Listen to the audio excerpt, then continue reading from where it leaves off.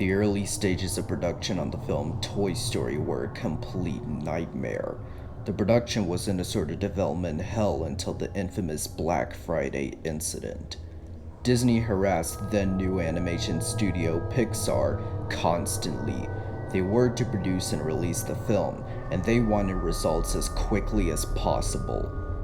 Disney tried everything to eliminate Pixar's efforts to deviate from the Disney formula, even at times threatening to shut the production down. Disney sent notes on revisions that they thought would improve the film.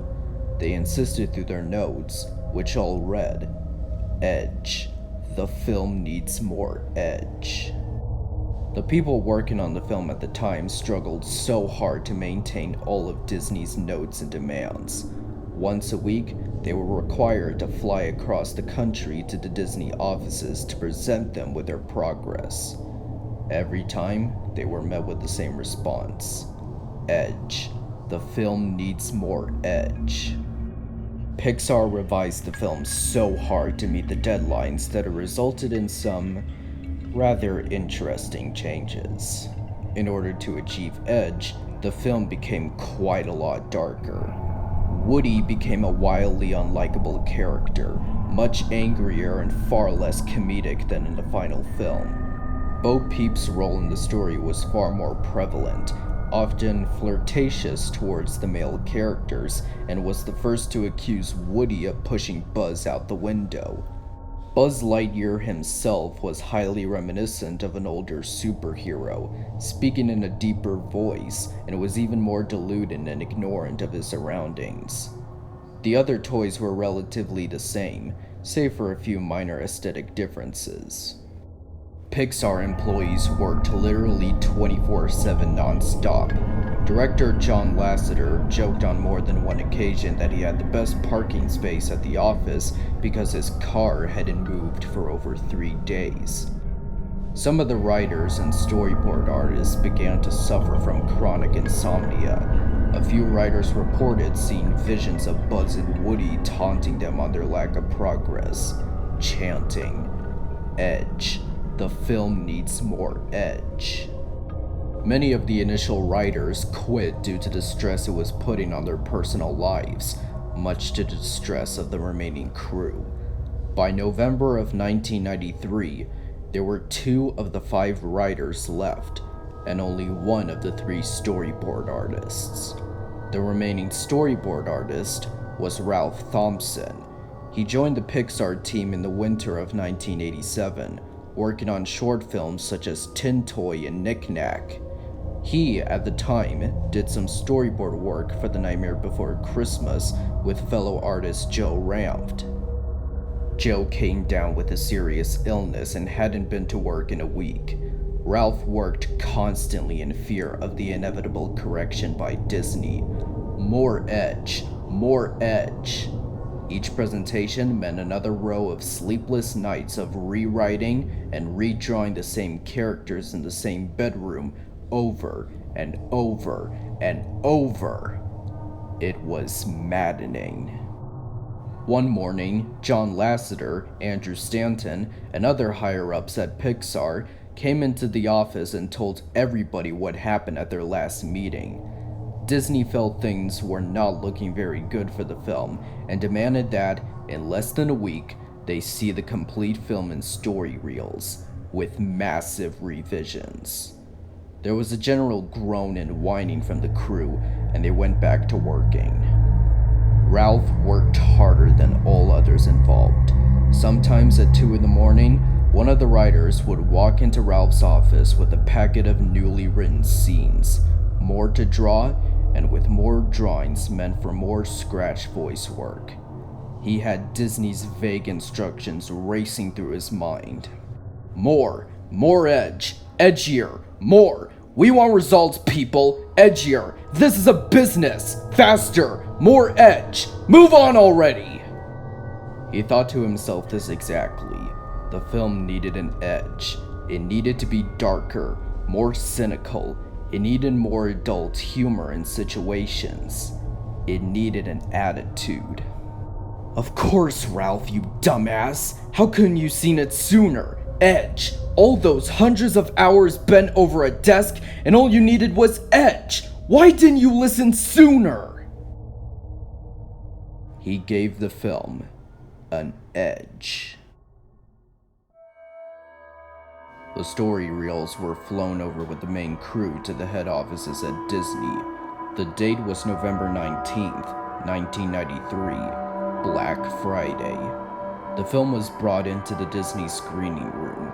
The reel was about 48.5 minutes long. The movie started out as a Western-style shootout between Woody and Andy, resulting in Andy being shot down. It's revealed that this was just a game played inside of Andy's mind. The film continued on with little problems for about the first 20 minutes or so, though several gags seemed off with the overall tone of the film. For example, Mr. Potato Head would pull one of his eyes out and kick them under Bo Peep's dress for a look-see.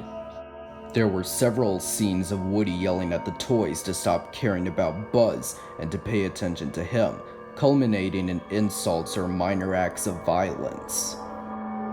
The scene where Andy can only take one toy to Pizza Planet soon comes to fruition, and is where the reel went downhill.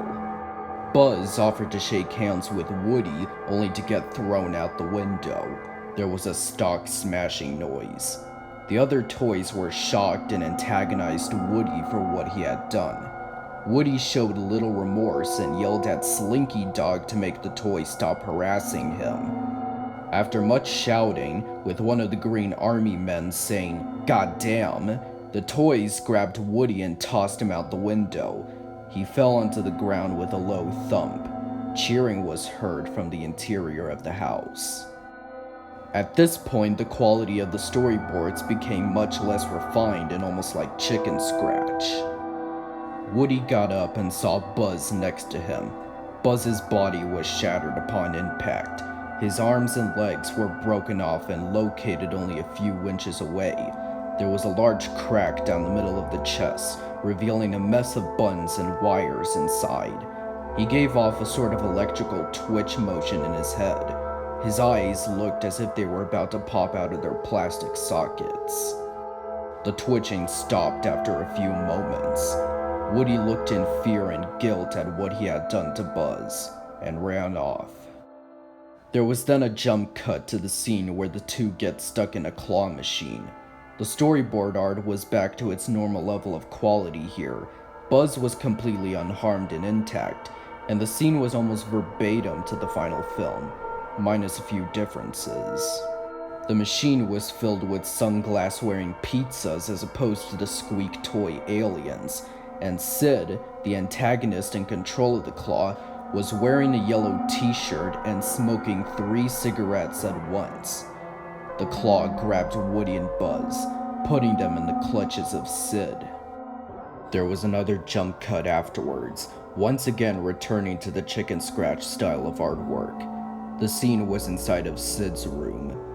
Woody looked around in fear, tiptoeing around, before collapsing after seeing one of Sid's mutant toys.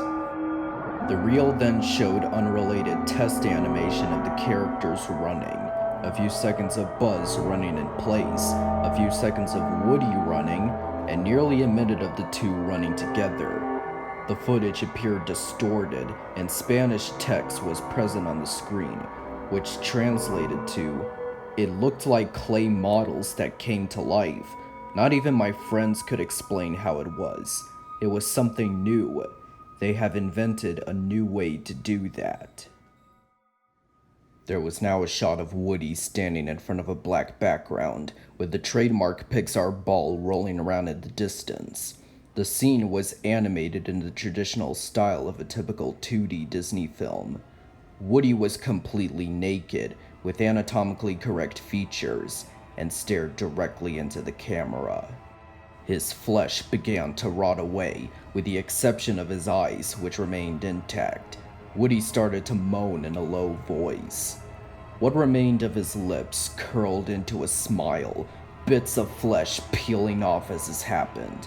He lifted up his decomposing arm manually and waved into the camera. His fingers dug into his eyes. Dark blood oozed out of their sockets. Woody began to scream and growl. Don't you want it? Don't you want it? Don't you want it? He dug so deep as to rip the entire top half of his head off. Woody gave out a sigh of relief and started eating the flesh off of his skull before tossing it aside. He wrote the word edge on the screen with his rotting fingertips. The remaining 15 minutes of the reels were pencil scribbles accompanied by the shrill screams of a young woman. The word edge was burned into the projection screen. The screening ended in complete silence. Chairman of Disney at the time, Jeffrey Katzenberg, walked out of the screening, quietly telling his colleagues, "Notes! They were following all the notes we were giving them!" Upon returning to the Pixar offices, writer Pete Docter found the body of Ralph Thompson in an enormous pile of paper in his office. The papers were all storyboards and animation cells of the final coherent scene of Woody.